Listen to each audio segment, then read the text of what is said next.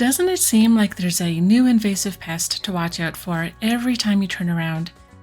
On this episode of the Landscape Ontario podcast, we're talking about a plant hopper that's working its way toward Canada.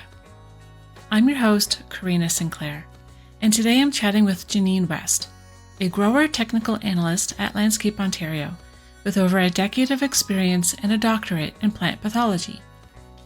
Jeanine is here to discuss the invasive spotted lanternfly and why early detection is critical to keep this from becoming a full-blown problem. Jeanine shares details on how to identify the insect at various life stages and offers a variety of resources to learn more about it. She also dispels some common myths, provides insights on challenges presented by the spotted lanternfly, and explains how you can help prevent this pest from becoming established in Canada. If you're listening to this episode and want to see photos related to today's topic, check out the video version on Landscape Ontario's YouTube channel. Don't forget to subscribe to the Landscape Ontario podcast to hear conversations about the challenges, opportunities, and innovations shaping the green trades in Canada. Now, let's dive in and learn more about the spotted lanternfly with Jeanine West.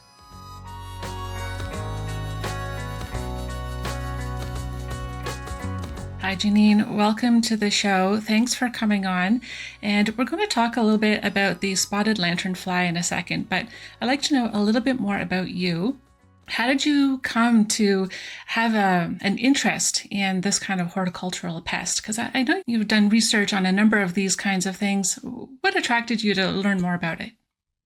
I've been involved with the nursery growers group at Landscape Ontario for over a decade, and I'm their grower technical analyst.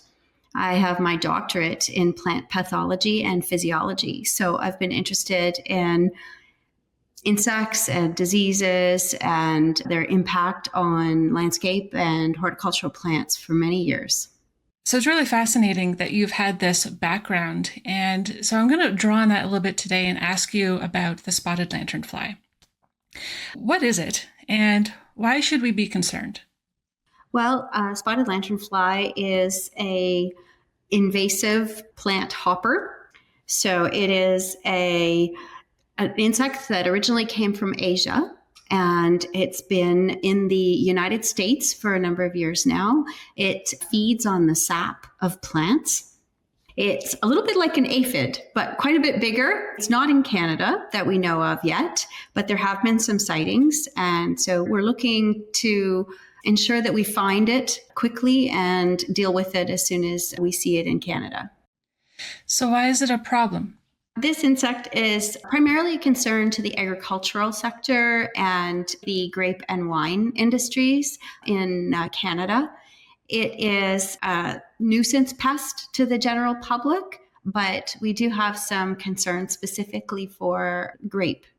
That could be pretty devastating for a few areas within Canada that have strong wine industries. These are great economic drivers in places like the Okanagan and in the Niagara region.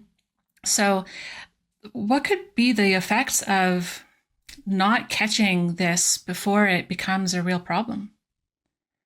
We do know that in the United States, it's been devastating to the vineyards, and this insect really, its preferred host primarily of concern is the grapevines. So it could be wild or cultivated grapes, which includes everything from grapes for beverages and for wine. So it's a really important pest to think about if you're a wine drinker. We've seen very devastating effects in the United States, and it has actually wiped out some vineyards. We do not have it in Canada yet, and we hope it never reaches BC. But we do expect that it will come into Ontario. It's in the United States, in Michigan, Ohio, New York, and we do expect to see it very soon. So our biggest defense is to look for it and to try to catch it early. We don't have a lot of tools right now to manage it. The important part will be to slow the spread of it and to delay it coming into Ontario as long as we can. Why is it so important for us to detect it early? There's a pattern with a new invasive where the insect or disease has a period where it's in low numbers. And if you can detect it while it's in that low number stage and low population stage, it's much easier to eradicate it or to even slow down and prevent the potential impacts. There's a curve that many invasive websites will have, and it's sort of the stages of invasive species progression. And you can see that it starts out quite small with very low numbers, and that stage is where you can monitor for it. It's hard to find, but it's manageable at that stage and sometimes possible to eradicate. And then the population starts to grow when it becomes established, when it spreads and it gets bigger and bigger, and it actually goes up exponentially, the population. And when it starts to get into that phase, there's no stopping it and there's no slowing it down. And it becomes much more expensive to manage it, and the devastation can be much greater. So it's very important to be looking for it right now. This is the perfect time for us to find it, to slow it down. We could actually delay this thing by 2-3 years, even if everybody was out there with their eyes peeled looking for it. And it would save the grape growers, it would save the costs of management, and it would buy us time. So that's definitely a call to action to address this before the tipping point. And we have that opportunity, which is not afforded to us with every new pest that comes along. Exactly. Have we had success with other pests in being able to catch it early and keep it from reaching that top of the curve? We have, actually. I don't know all of the pest examples, but from my own history, one of the big pests for the horticulture sector on boxwood plants was boxwood blight. And that came in 2011 to Ontario.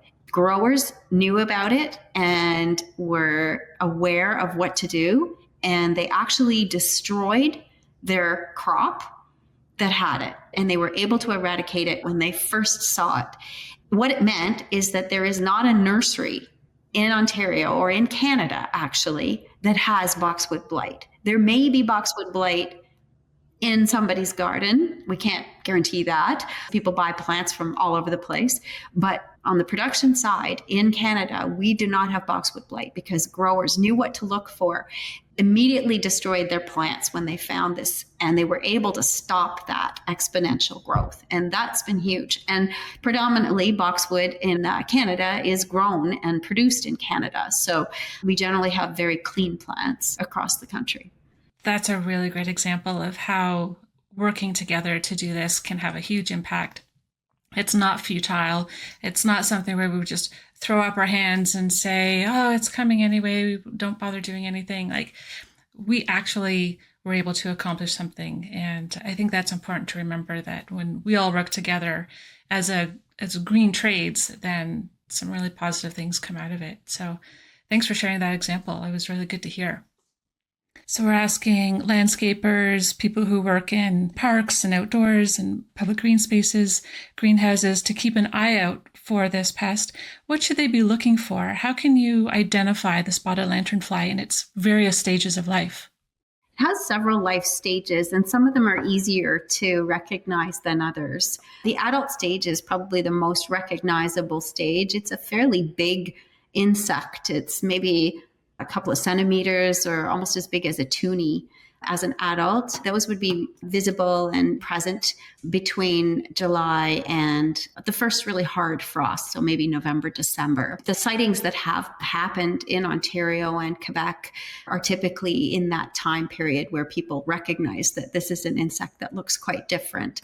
It's got beige outer wings, the forewings, and they've got really distinctive black spots on them. And again, I said they're quite large. When they spread their wings, their back wings actually have very bright red orange patches on them that are quite distinctive.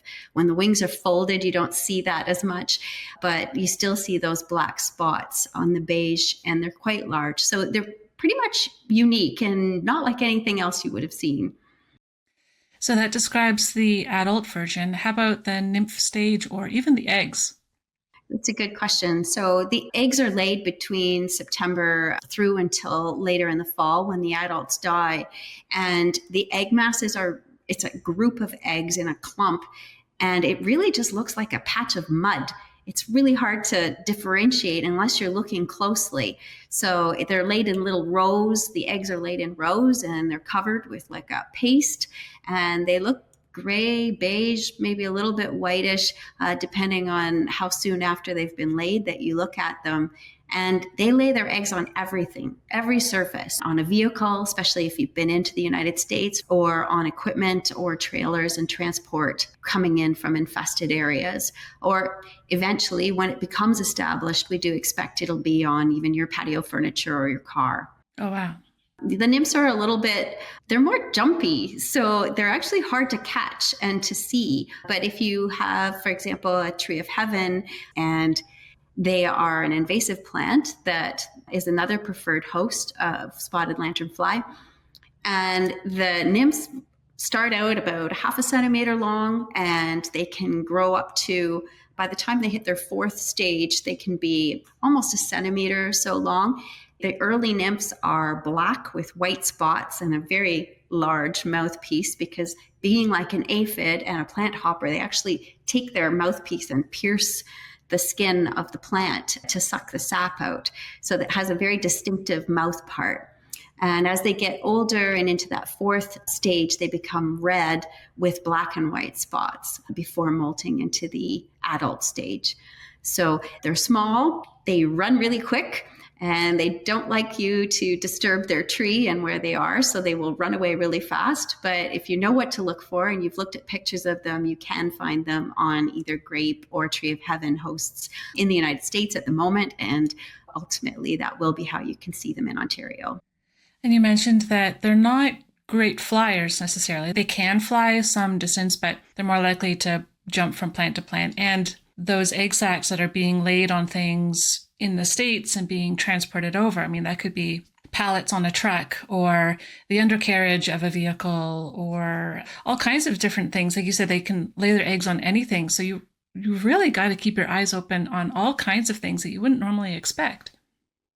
That's right. So anything moving, any kind of transportation between the US and Canada, we've seen them across Ontario and Quebec, and they've been typically dead or captured because they've been trapped in packaging, for example. So we have found specimens, but there has been no permanent population discovered yet in Ontario. So we really are encouraging people to know what to look for. So for example, the Invasive Species Center has some excellent information. The Canadian Food Inspection Agency, I might say CFIA, that's what I'm referring to. They have a wonderful website, and they actually also show you the observations and where they've been observed.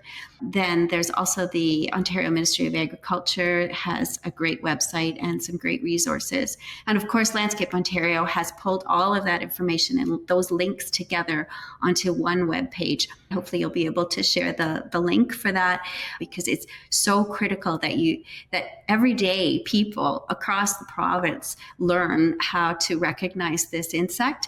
We need an army, and our army to find it as our citizens of our province. And that's a number one goal, is learn how to identify it first and then know what to do when you do. So all eyeballs on this job.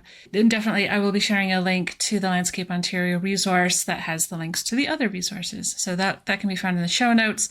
And if you're watching the video version of this, we'll have had it on the screen. What should people do if they do spot it? Like, what's the next step? They're out in the outdoors, they spot it, then what? The next thing is to, if you can, catch it, because we don't think there's very many in Ontario yet, and that they're not established yet. So ideally you catch it. If you can contain it in a box or a jar that you have at home, that would be perfect, or Tupperware, and don't let it out. If you're able to squish it, that's fine too. Keep the evidence if you can, because the government does want to have confirmation of what it is. But once you've caught it, the next big thing and the most important thing is to report it. So our CFIA, our Canadian Food Inspection Agency, has a webpage where you can report a sighting. They will follow up, they will do surveillance in the area, and they will confirm that it was or was not a spotted lanternfly. So we're really encouraging people to know what to look for and absolutely report it, because if we know where it is, we can try to slow it down. Is it the kind of thing where if you see one, there's likely to be a lot more nearby? Yeah, that's possible. It depends at this time. We don't know. A lot of the sightings so far have actually all been single adults or a single egg mass. So at this point, because it's not established, you might just get one and there isn't any more. Mm. However, if it is established and we haven't found it here yet, and that's why we need all eyes on the ground, that's when CFIA comes out, and that's when they'll do a survey. They'll look around the area and they'll check for, especially its preferred hosts, the grapes and the tree of heaven, if there's any of those plants, because they'll look for a population. Once we know it's been established, it's quite likely if you see one, there's a lot. But at this stage, I'm not sure. At this point, I think you just probably will see one. What kind of damage do they do to these plants? They like the tree of heaven, they like grapevines, a couple of other plants. What do they do to those plants that cause such damage? What they'll do is they'll insert their mouth parts and they'll suck out the sap of those plants. For some reason, those plants are very desirable to the spotted lanternfly. The insect will land on other plants. It will look for a preferred host, but it's hungry, so it's going to eat along the way. So the nymphs and the adult stages will both land on any tree or shrub. There's no real preference, but it will move on. And so you might get some damage to those plants just because you're weakening it and you're taking some nutrients out. So it's really important for your gardening and landscape plants that they're well maintained, you've watered them, you've fertilized them, and that they're healthy, because then they can withstand that type of damage. It's no different than aphids on your roses or your hibiscus at home. However, if it was a tree of heaven or a grape, then they're more likely to stay. That's their preferred food. The adults will have the capacity to actually kill the plant. So that's where we're really concerned about the grape growers in Ontario in particular at the moment, because if we do have spotted lanternfly in a vineyard, we've seen damage in the United States. They've wiped out entire vineyards. So we know that's possible. You mentioned earlier that they can create a mold effect. Tell me a little bit more about the effects of their secretions cause something to actually happen on the plant itself. Yeah, so they suck the sap in, and when they're ingesting it and they excrete, their feces essentially is a honeydew. So it's very high in sugar and it's sticky and it'll drop on whatever is below. So if you have a grapevine on your pergola and the spotted lanternfly comes and it's eating on your grapevines, then your deck below will be covered in sticky honeydew. That's not great to start with, but it gets worse. It's a nuisance because that will draw wasps and hornets. So then you have just like having a can of pop open in the late summer and you've got the wasp buzzing around. So that honeydew will draw those kinds of insects. So, and then beyond that, after a period of time, just natural spores in the air will land on the honeydew and it's a source of food. So they will germinate and you'll have a black sooty mold that will develop on the honeydew as well. So it's unsightly. There's nothing wrong. It's not hurting anything, but it's just not pretty. So that's why we say it's a nuisance pest. Aesthetically, not very nice. And there's a bit of a gross factor when you have a lot of these big insects when they're adults and they're all over, for example, a tree of heaven that you might have. People did used to plant tree of heaven.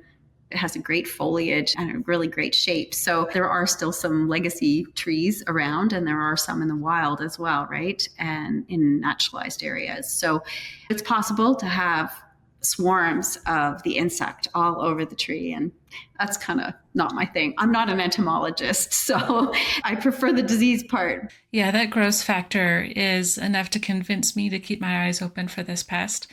Where I live, we have a lot of tree of heaven that has escaped the landscape and it is naturalized. It pops up everywhere.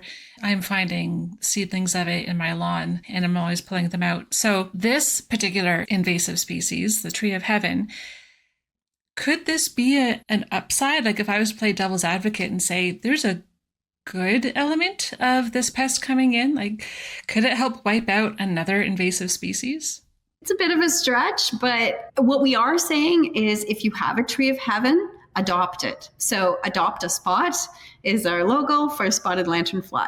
Adopt a spot, because if you have grapes or you have tree of heaven, then it's certainly a good marker. It's a good place to be looking. So if you go back every week in the summer and you have a look at that tree and keep an eye out and you can report it. iNaturalist is the awesome way to upload things. CFIA is watching that, or directly to CFIA is even better. It's kind of an upside. It's definitely a good monitoring tree, and eventually they will succumb to extensive spotted lanternfly infestations. But yeah, I'm not sure. That's a bit of a balance. I'm not sure if it's really a great thing. And I mean, we could also argue that it's providing opportunities for young people in horticulture to learn about different pests, to become part of the research and advocacy team for helping growers and helping industries deal with invasive pests. So there's opportunities here, but I'd rather have not had the pest at all. Mm-hmm. So this isn't the only pest that we've dealt with in the past. Box tree moth has been a huge concern, emerald ash borer, the list goes on. Can we use what we use to tackle those pests to combat the spotted lanternfly? I think the approach is what we can use. Unfortunately, the chemistries and the technologies that are developed for various pests don't often translate to new pests. So, for example, box tree moth is extremely manageable with BTK, which is a bacteria-based treatment. It is put on leaves. The caterpillars of box tree moth chew on those leaves, ingest the bacteria, and then they die. But spotted lanternfly doesn't have a caterpillar stage. So that doesn't work. And that's too bad, because it's a very targeted type of treatment that is relatively safe, especially if it's applied just to specific plants like boxwood. Other tools, we don't have a lot of tools in our toolbox for in terms of chemistry for even the agricultural industry. And what they're finding in the United States is even the tools they have access to more than we do in Canada. They're not working that great. So there's a lot of research there. But what we are able to use is the method and the communication protocols. And that has actually been a real bonus, that we've worked very closely between industry, the public, municipalities, and the Canadian government, the CFIA, and develop partnerships with the province. The Ontario Ministry of Agriculture and Food has a great team working on this. Cassie Russell is the nursery and landscape specialist. Hannah Fraser is a horticultural entomologist. Wendy McFadden Smith is a horticultural IPM specialist. So there's a whole team of people at the Ministry of Agriculture in Ontario working on this pest and learning about it, best management practices, providing updates, helping with surveillance and monitoring.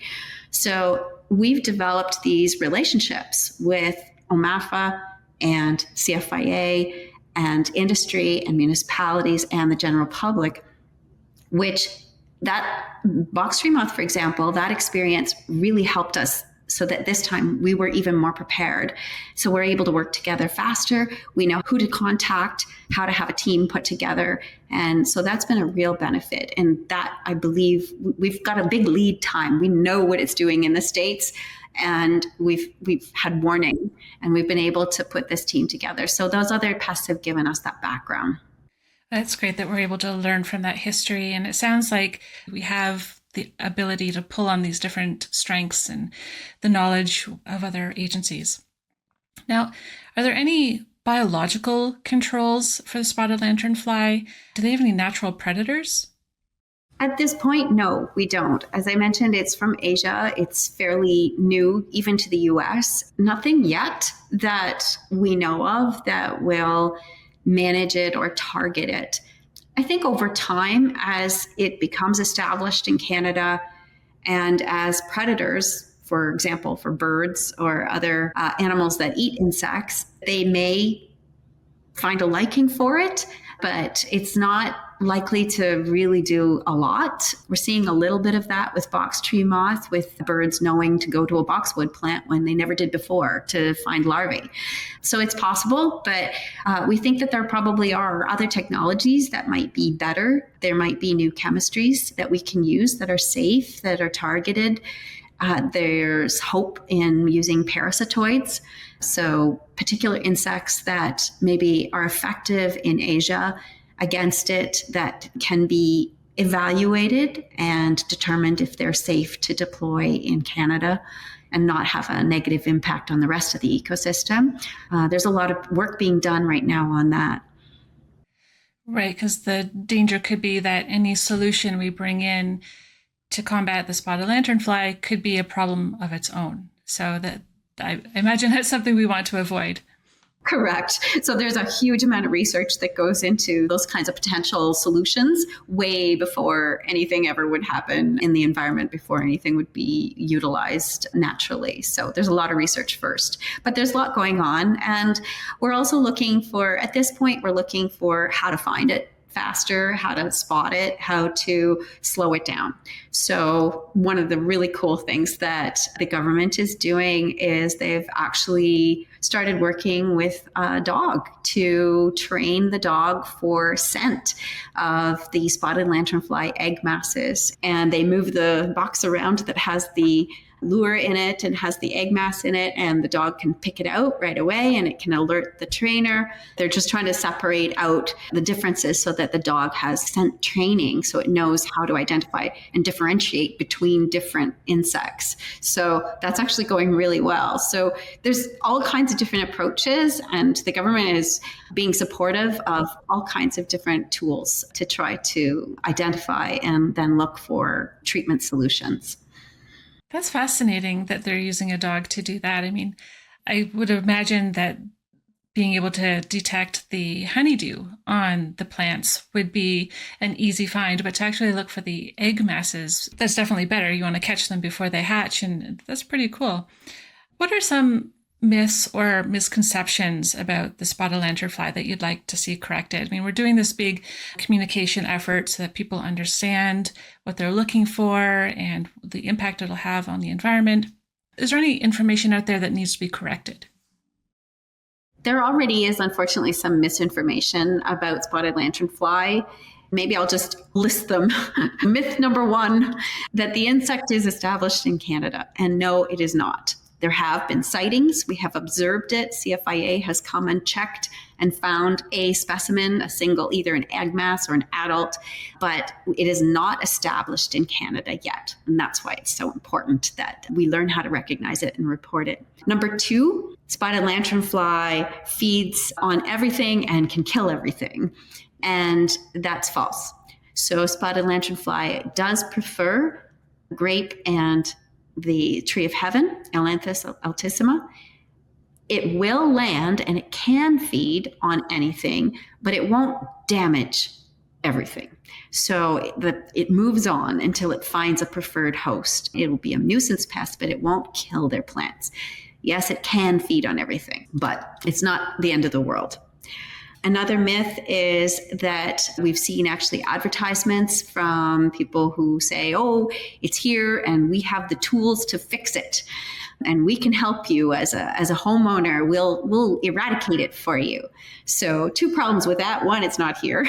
But secondly, there are really no tools. We do have insecticidal soap, and there's manual squishing, the good old-fashioned way of killing it. And if there are egg masses that you find, make sure you really squish it, because it's thin and it doesn't look like you just can't stomp on it. You've got to make sure all those eggs are dead. So be wary of what's out there in advertisements, because we don't really have the tools at this point to just spray and fix. And another number four would be that they bite. and they don't bite. They have, like I said, those mouth parts that are long and they look quite big and nasty, but it's really just for piercing bark and stems of trees and shrubs. And that's all they do with it. They don't hurt your dog or your pets or people. I would say those are probably the biggest myths that are out there right now. Okay, those are some good ones to know, especially that one about some contractors saying that they have the tools to eradicate it. Then that definitely sounds... It's opportunistic. Exactly, yeah. Yeah. And I think, Landscape Ontario has great membership. And if you're working with a reputable contractor, that's not going to happen. But as you know, with all kinds of different topics around the world, there's good information and bad information. And you do have to do your homework. So make sure you're going to the right sources for information, and then you'll be all right. That's great advice. And again, we'll have the links to all the resources that you mentioned earlier that are available through Landscape Ontario and through the government, available to anybody who wants more. And if you've been watching the video version of this podcast, you'll have seen plenty of images of the spotted lanternfly at all stages of its development. I hope this gives everyone enough information to keep their eyes open, adopt a spot, and keep this pest from rolling in as much as possible. And then at some point, if we have to live with it, we have to live with it, but we can maybe mitigate the damage that it does in the meantime. That's right. I think the key is to give growers, especially grape growers and vineyard production, as much time as possible to find new tools. So if we can slow it down a couple of years, that would be great. So learn how to identify it, use those resources, use the link and report it to CFIA, and, work together. I think if people across Ontario do that, we will have by ourselves quite a bit of time. That sounds very promising. Jeanine, thank you again for coming on the show to share your expertise and insights on this incoming pest. I really appreciate that you were able to knock down some of those misconceptions and give people the real information. My pleasure.